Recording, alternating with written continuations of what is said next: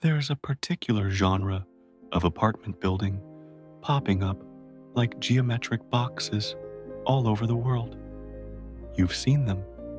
They're not quite lofts, but they're often marketed by that. These buildings are basically boxes stacked on top of one another. The structural pattern doesn't seem to matter to developers as much as their sheer volume. The main goal is as many boxes must be packed into the footprint as possible so as to maximize profit through leasing or selling. The front of these boxes are made from no naturally occurring material, leaving of a few regularly spaced rectangular windows. They have floor-to-ceiling glass walls that have to be curtained off to keep out excess sunlight during the day and then to preserve privacy after dark. For most of the time, these glass walls stayed dark for a while, like closed eyes. Then some enterprising real estate agent decided to stage a floor as if someone actually lived there. Every time you passed by, you wondered if this radical transparency could possibly be appealing to its future occupants. Though the possibility of light and space in a crowded city is nice, but homes are usually meant to keep the rest of the world out, preserving some personal space. The monochromatic space hinted at just how generic and ready-made that life could be, as if when you bought the real estate, you adopted the role simply by putting yourself on display. Today, this particular brand of aspirational austerity has become synonymous with minimalism. It's wrapped up in the desire to live with as little as possible, to have nothing holding you back from the world around you.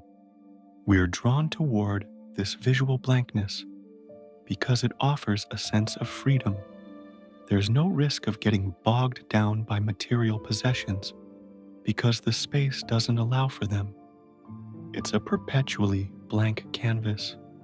But it also asks the question, how did such an extreme style, a sharp departure from our usual ideas of a home, become so popular across cities and countries?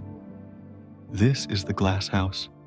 It looks like it could have been designed yesterday, but its creator, the American architect Philip Johnson, completed it in 1949. Long before the identical condos, Johnson's house was revolutionary. It was a vehicle for him to popularize a new 20th century aesthetic. Very empty and very transparent. Before this, Johnson was more of a tastemaker than an inventor. He dubbed the aesthetics of modernism that had emerged in Europe, a style pioneered by the German architects like Walter Gropius and Ludwig Mies van der Rohe de Rohe at the famous Bauhaus school founded in 1918.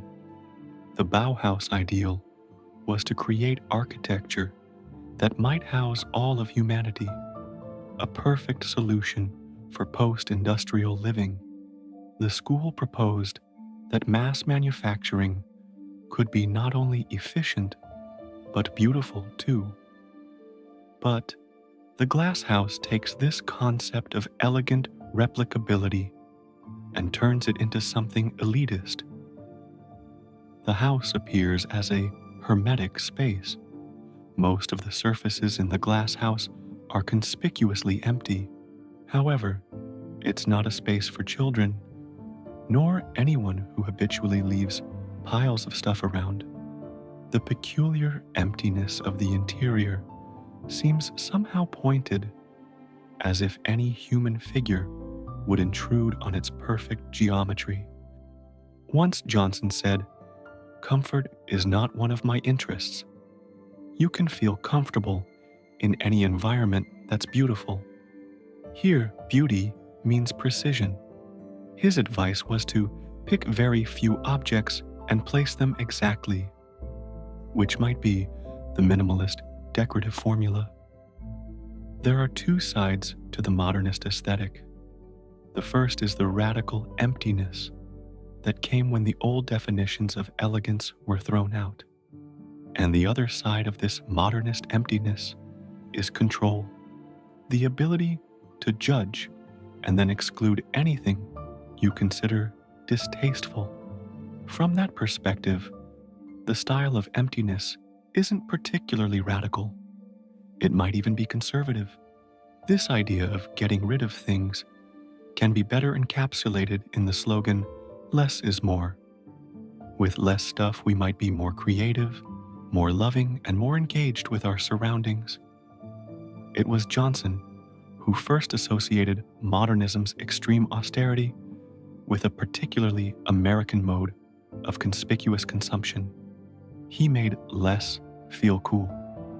And with that, he laid the groundwork for the minimalist aesthetic we know today. But here's where the story gets complicated. While we might call Philip Johnson's architecture minimalist, the actual art movement of minimalism, with a capital M, had a totally different goal. In the 1960s, a group of artists emerged who made objects using a similar vocabulary to modernist architecture, industrial materials that were geometric and cold, but with a totally different goal in mind. They were opposed to being decorative or functional. Their extreme simplicity made viewers uncomfortable, and they hated the word minimalism. The most famous of them was the caustic New York artist Donald Judd. Judd was annoyed that art critics kept labeling him a minimalist. He felt the term was totally irrelevant to his work. In 1969, Judd wrote in his essay, Complaints, "The first error is that there isn't any such thing as minimalism." Judd said, "The term minimalism was just a lazy shortcut, a useless word writers used to oppress artists, and a marketing scheme that made difficult, complex artwork more palatable." Judd wasn't interested in creating a look or a style. He wanted to create what he called specific or three-dimensional objects. He made abstract forms, like machines for accomplishing incomprehensible tasks. The most important quality for Judd is a kind of enlightened simplicity, where a unity of the artwork form a single coherent whole that depends on nothing but itself. Yet Judd is still seen as a minimalist today, and likely the best known, if art history books are any indication. The pestering term minimalism that ultimately stuck came from Richard Wollheim, a British art theorist who published an essay called Minimal Art in 1965. Wollheim argued that the major characteristic of this group was that their work had minimal art content, that is, a lack of the usual qualities that traditionally define Western art. Minimalist artists adopted manufactured materials and incorporated found objects. They planned their pieces on paper, more like architects or designers, and then had the work fabricated entirely outside of their studios, as Judd did. This process of simplification or reduction, choosing which elements to preserve and which elements to leave out, was a form of creative labor for the minimalists. Minimalism demanded that we should look at single objects for and in themselves. Wollheim wrote, "Minimalism is not about abandoning or ignoring art's visual qualities, but intensifying what is there. In some ways, it's about excess more than austerity. For example, a lot of blue is maybe better than 3 colors, as Judd said. Less can be more, as long as you have more of the less part. So, we have 2 powerful, competing ideas. On one hand, Johnson's glass house, minimalism, as an aesthetic of aspirational, empty, and highly controlled elegance. On the other hand, Judd's boxes, minimalism as a radical confrontation with the physical world, art that refuses to be just a pretty object in the background. So what happened?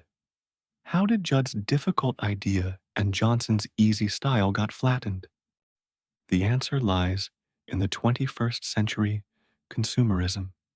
Inherent concept of minimalism made it easy to ignore its original, difficult ideas and instead embrace its style. Ana Chave, an art historian, put it perfectly when she wrote that the blank face of minimalism may come into focus as the face of capitalist consumerism and the face of authority. Over the decades, art of minimalism itself has become a commercializing force in the wider economy. Now, this tactic has been adopted everywhere, from Denver and Athens to Abu Dhabi and the Japanese island of Naoshima. Each place tries to lure money like bees to flowers by installing an extravagant array of minimalist art in equally extravagant surroundings, which is a part of intentional tourist trap. This is a minimalism's path to commodification. Radical emptiness becomes a class signifier. Artists rush into an unclaimed territory, like appreciating industrial materials and conspicuous emptiness. Then, brands and businesses cash in. Take example of Prada Marfa, an art installation that looks like a luxury store in the middle of nowhere. There are lines of luxury bags on the all-white display boxes inside. The minimalist interior design that all the brand's stores adopted, but the door is always locked. It mocks the transformation of modernism and minimalism into aspirational commodities. And now, it has become an Instagram trap, a place where tourists take selfies. So, are we just trapped in someone else's vision? Is modern minimalism just an exercise in narcissism, a facade of simplicity? Maybe, but to leave it there is to forget the power of the original idea. The real insight of minimalism has nothing to do with white t-shirts or monochrome apartments. It's a reminder of our ultimate autonomy. Philosophy of minimalism allow us in an unforeseeable future to do anything. In the end, minimalism isn't about perfection or emptiness. It's about accepting the simple, profound possibility of freedom. That's all for today's video. If you enjoyed this video, please don't forget to give it a thumbs up and subscribe to our channel for more empowering content. Thanks for watching.